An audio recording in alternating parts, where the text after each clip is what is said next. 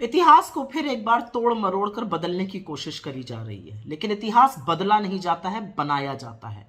और हमारे देश के महापुरुषों ने और वीरांगनाओं ने इतिहास बनाने में इतनी लंबी लकीर खींच दी है कि कोई भी भाजपाई और संगी उसके आसपास नहीं फटक सकता है। लेकिन कुछ भी कहने से पहले आज एक बात पूछनी और जवाब मिलना जरूरी है। देश के गृह मंत्री अमित शाह ने एक बहुत बड़ी बहस छेड़ दी है। उनका कहना है कि इस देश को आजादी अहिंसा के रास्ते से मात्र नहीं मिली। तो मोदी जी, सवाल आपसे है कि क्या आप महात्मा गांधी को, क्योंकि अहिंसा के पुजारी तो महात्मा गांधी थे, क्या आप महात्मा गांधी को आजादी के तमाम महानायकों में से एक मानते हैं, या आप उनको फादर ऑफ द नेशन, राष्ट्रपिता मानते हैं, जो उनको बोस ने कहकर बुलाया और आजादी का प्रेरणा स्रोत मानते हैं?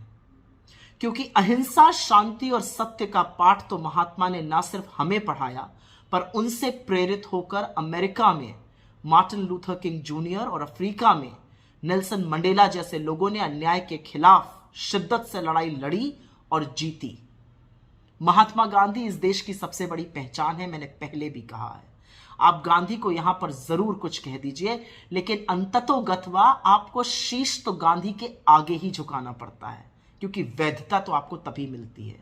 तो जब आप लाल किले के साउंड एंड लाइट शो में गांधी को एक लाइन में सीमित कर देते हैं या नेहरू को विलुप्त कर देते हैं, तो इससे ना नेहरू छोटे होते हैं, ना गांधी का कद खत्म होता है। इससे आपकी छोटी और तुच्छ सोच का और छोटे मन का पता जरूर चलता है। गांधी वो हैं जिनके लिए आइंस्टाइन ने कहा था कि हाड़ और मांस का ऐसा एक पुतला कभी इस धरती पर विचरता था, आने वाली पीढ़ियां ये विश्वास नहीं कर पाएंगी। लेकिन अमित शाह जी, जब आप गांधी, महात्मा गांधी की उपलब्धि को, उनकी अहिंसा को कम आंकते हैं, तो आप कहना क्या चाहते हैं? यह बात आपके आका मोदी जी को बतानी पड़ेगी। और एक बात और पूछना चाहती हूं, कब तक महापुरुषों को लड़ाकर अपनी दुकान चलाते रहिएगा? इतिहास में महापुरुष लड़ नहीं रहे थे, इतिहास में महापुरुष एक साथ खड़े थे। नेहरू जी, जिन्होंने दशकों पहले वकालत छोड़ दी थी, उन्होंने फिर से वकील का चोंगा पहना था, क्योंकि वो आजाद हिंद फौज के वकील बने थे और 1945 में उसी लाल किले के अंदर जाकर तारीखों पे जिरह करी थी, बहस करी थी और उनके पुनर्वास के लिए भी सतत कार्यरत रहे थे।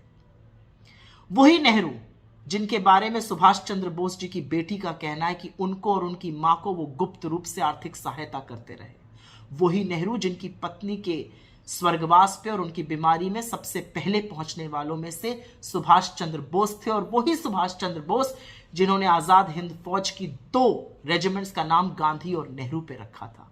और वही सुभाष चंद्र बोस, जब वो आजाद हिंद फौज में लोगों की भर्ती कर रहे थे, तो आपके माफी वीर ब्रिटिश आर्मी में लोगों की भर्ती करा रहे थे उनके खिलाफ। तो कब तक महानायकों को लड़ाइएगा? असलियत यह है कि इस देश की आजादी में गांधी का योगदान है, नेहरू का योगदान है, पटेल का योगदान है, भगत सिंह का योगदान है, चंद्रशेखर आजाद का योगदान है, अशफाकुल्लाह खां का योगदान है, राजगुरु का योगदान है, रामप्रसाद बिस्मिल का योगदान है। और किसी के भी योगदान को आप कम नहीं आंक सकते हैं।